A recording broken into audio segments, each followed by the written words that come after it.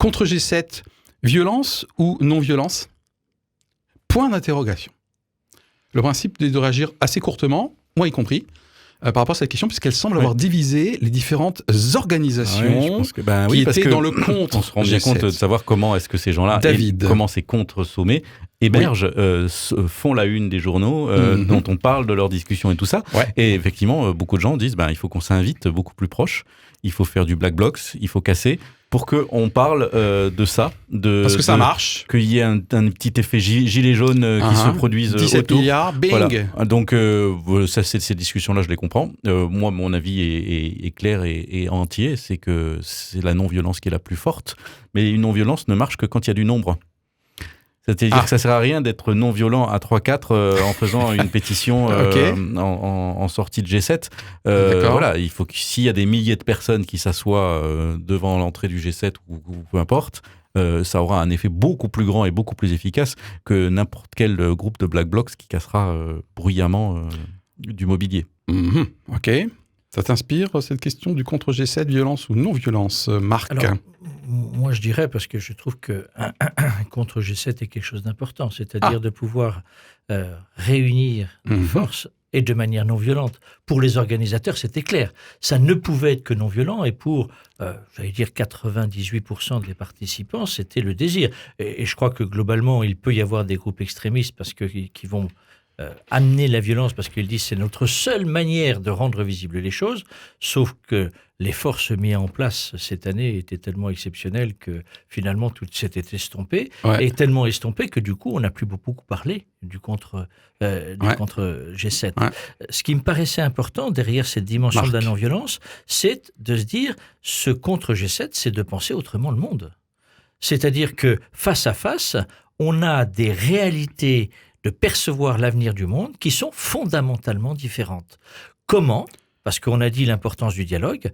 Comment le dialogue s'instaure entre ces deux conceptions d'avenir du monde ? Ça a l'air assez violent parce que tout à l'heure, et je pense que tu as raison, David, de dire que globalement, ce que reproche le contre G7 au G7 d'être capitaliste sur le modèle relativement homogène des 7 pays qui le composent, c'est relativement vrai. Et puis du coup, globalement, même s'il y a beaucoup de différences dans les différentes organisations, Attaque, Terre Solidaire, ils sont très très non-violents par exemple, tous les altermondialistes, eux en revanche, ils s'estiment, on va dire quoi, anticapitalistes quand même. Ils disent proposons un autre système. Donc il y a un côté quand même révolution au sens étymologique, c'est-à-dire on change la donne, non ? Donc ça me semble difficile de discuter. Révolution de changement, mais la révolution non violente est absolument indispensable pour l'avenir du monde.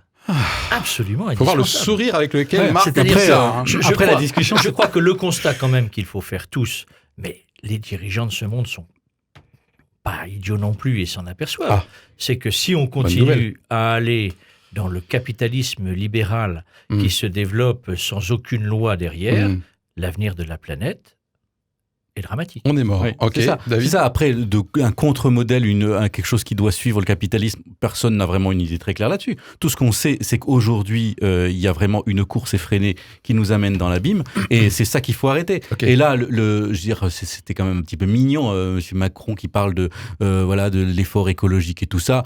Trump a été plus malin cette année, il s'est pas opposé, il a laissé parler, en fait. Il s'en fout. Enfin voilà. Alors après, il y a eu finalement pour lui, c'était presque plus intéressant. Ce que tu dis. Je crois que c'est profondément vrai. Parce que toujours, tu m'intéresses. Mais oui, c'est ça. Et finalement, il s'était pas contraignant parce que l'année dernière, en fait, il a signé des trucs parce qu'il n'était pas prêt. Après, dans l'avion, il a dit non. En fait, je renie tout. Ce qui est quand même assez incroyable. Politiquement correct. Et là, en fait, c'était presque pratique ces forêts qui brûlent parce qu'à ce moment-là, on avait une sorte d'action qui était alors on va payer les Canadaires pour éteindre le truc. Voilà, ça y est, on aura fait quelque chose. Ça marche très bien dans une tête de Trump. Là, on fait un truc.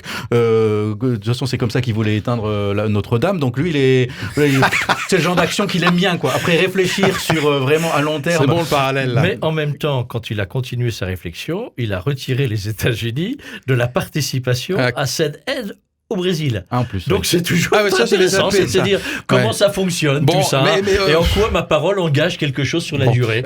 Ceux contre G7, c'est quand même tous des gauchistes, non ?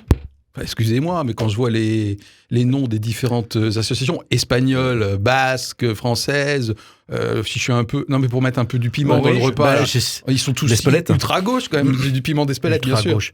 Non, je me demande quand même... il est difficile de ne pas être à gauche face au modèle économique. L'échelle de référence politique est quand même pas complètement en train de changer. Alors bien évidemment, on est dans une mouvance de transformation du monde et pas une mouvance, j'allais dire, populiste, proche de l'extrême droite. Oui, parce qu'il traite l'État de fasciste. Si on voit dans les conceptions du monde, mais aussi dans les... Parce que c'est là où ça revient, pour moi, ça me semble important, dans la conception de manière de vivre ensemble. Et du modèle démocratique, c'est vrai que c'est des gens qui disent l'avenir, c'est la transformation du monde à travers la participation citoyenne. Ouais, en tout cas, on a l'air tous d'accord, même si moi je lance quelques pics, comme quoi le fait qu'il y ait des contre-sommets comme les festivals off, etc., c'est important parce que ça apporte quelque chose en termes de prise de parole. Quoi. Oui, puis ça rassemble. Je veux dire, les autres aussi ont besoin de se rassembler, de se parler. Et d'apprendre à être ensemble, parce que c'était chaud entre eux. C'est beaucoup plus compliqué. Il y a une petite polémique dans le Canard enchaîné. Parce qu'ils sont très nombreux. Quand il y en a qui se sont couchés, ils ont eu le droit de... Voilà, c'est une polémique qui reste à vérifier. Mais bon, le Canard très difficile de s'organiser. C'est documenté en général. C'est pour ça que comme c'est très difficile de s'organiser, le G7 est très pratique pour ses dirigeants parce qu'ils se rassemblent. Il y a un autre truc que j'ai bien appris dans cette question de violence, pas non-violence, c'est les différentes conceptions de la violence. Par exemple, il y a eu des actes de désobéissance illégaux, donc on pourrait dire une certaine forme de violence, des désobéissances effectivement civiles, le décrochage des portraits, il y a eu une marche des portraits des différents dirigeants. Des portraits. Voilà, la version des portraits. Donc j'ai j'ai lu quelques comptes rendus d'échanges dans cette organisation pour ou contre la violence et les différentes formes de violence, et notamment la désobéissance. Parce que vous avez spontanément cité Black Bloc, on détruit l'immobilier, ok. Est-ce qu'il peut y avoir d'autres formes de violence ? Alors, effectivement, désobéissance civile. Le décrochage des portraits, c'est un acte illégal, mais je trouve que c'est très, très symbolique et que c'est très bien vu et que surtout, c'est au service d'une demande explicite, spécifique pour Emmanuel Macron par rapport à son positionnement sur la politique écologique et que c'est ça que ça veut faire et rien d'autre. Donc, c'est un acte, on va dire, je trouve plus le mot, subversif. Voilà. Donc c'est un petit peu, c'est subversif. Voilà, ça appelle des trucs, mais en même temps, je trouve pas ça violent.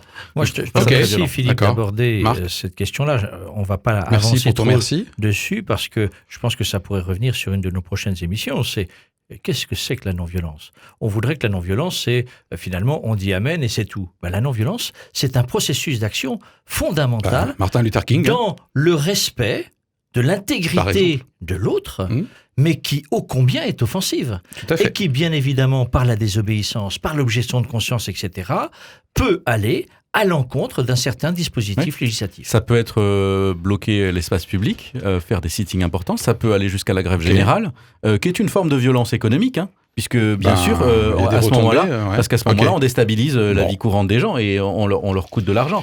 Mais voilà, c'est entre le droit de grève, la violence, tout ça. Moi, je trouve qu'il faut quand même se poser la question, qu'est-ce qu'il faut accepter de subir pour éviter de subir la vraie violence ? On sait très bien que si on ne laisse pas s'exprimer et on continue à moquer ceux qui sont non violents, on va laisser la place aux violents. Et là, ça donnera toute légitimité au pouvoir autoritaire. Ce que Gandhi ne cessait de répéter, si la violence intérieure est trop forte, elle doit absolument sortir, même si d'une certaine manière elle est violente.